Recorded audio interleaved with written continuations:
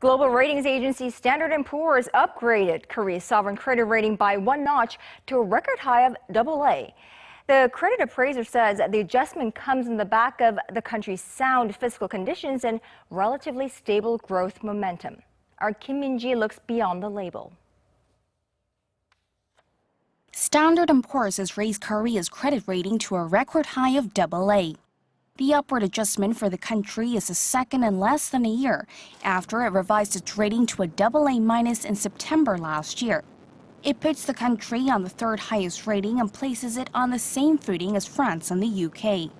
Korea's rating is also higher compared to those of China and Japan. Explaining the upgrade, the global ratings agency said Korea has exhibited stronger economic growth in recent years than that of most advanced economies.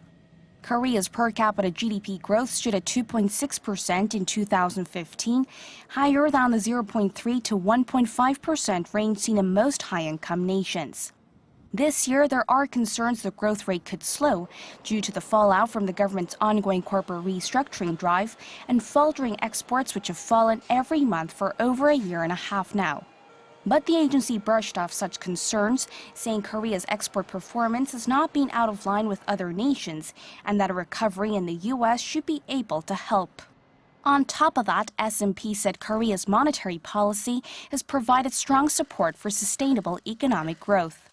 The Bank of Korea slashed its key rate in June to a record low of 1.25% as part of efforts to prop up the economy.